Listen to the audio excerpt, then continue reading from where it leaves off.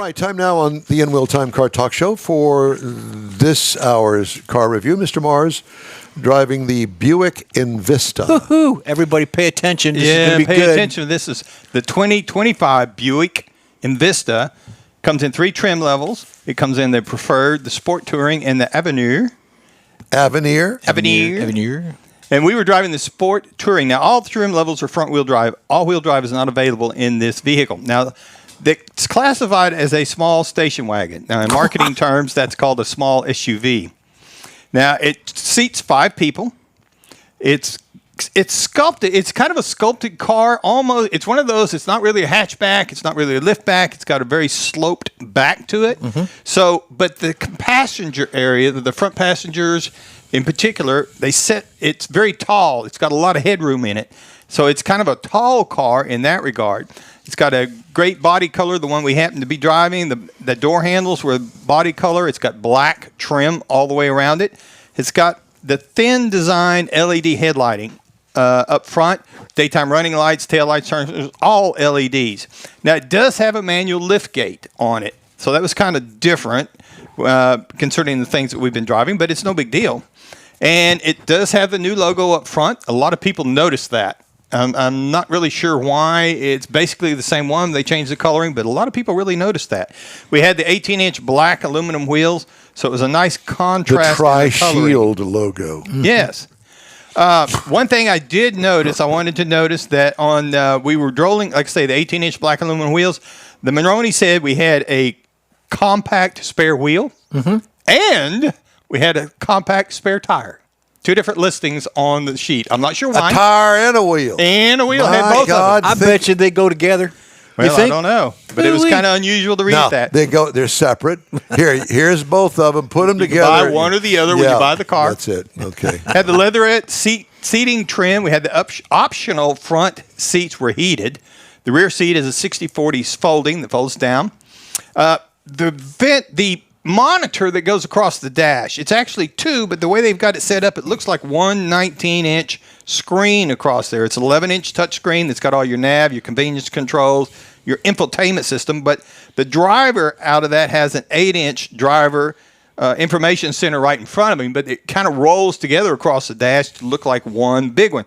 The other thing I noticed about in the technology, it is Bluetooth, Apple CarPlay, Android, but the Bluetooth will connect 2 devices on Bluetooth. A lot of cars won't do that. So it's, you got your one, that's it. This one will do 2.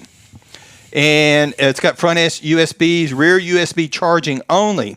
One thing I liked about this particular thing, a lot of cars, particularly the last 2 EVs I've been driving, when I got out of it, I came back to it, I had to log back in my phone, log back into Apple CarPlay. This one, I got in, it found it. It's still in my pocket. I hadn't done anything. I hadn't even backed out of the driveway, and it found it. And I thought that was very intuitive on the part of the system. Under the hood, we had a 1.2 You're smart, Mike. liter turbo 3-cylinder. 137 horsepower, 162 pound-feet of torque, backed by a 6-speed automatic transmission. Now, this vehicle only weighs 3,060 pounds. EPA says you should get 28 miles to the gallon in the city. EPA 32. Combined 30. Now, I drove 307.5 miles, and I got 30 miles per gallon average across that. Nice. It was really, and there was highway miles included. Now, I thought, to me, it had sportier handling than what you might expect from a Buick. It's not a race car by any means, but you could drive it around curves pretty good. Felt like you were really driving something. It's relatively quiet out on the road, even with a 3-cylinder that's got its own little noise to it, but it's nothing you can't live with. Just talk to somebody and everything's all good. So, but here's what the motor sounds like. Hey, don't be dissing it. Quite like that. Yeah. Come on. But all in all, I was very happy to be driving this vehicle. It was very pleasant to drive. Now, the base model on this is $23,700. That's amazing. Base trim price is $24,700. Now, as tested, $27,780. Still nice. Now, this includes a 6-year, 70,000-mile roadside assistance warranty and 1 year of free maintenance on that thing. Now, you're looking for something to compare it to. Chevrolet Trax starts at about $20,400. Mazda CX-30, $24,995. Kia Soul at $22,990. But the things that you're going to find in this vehicle, the little bit of technology that it's got, the way it works, the way it drives.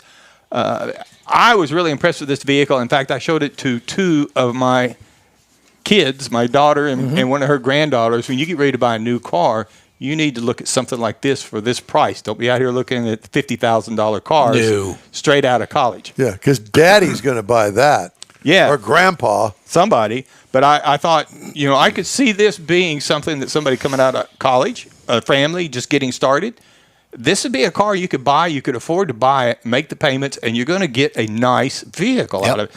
It's got that Buick level of quality that in an SUV or a station wagon, excuse me, as your government calls it.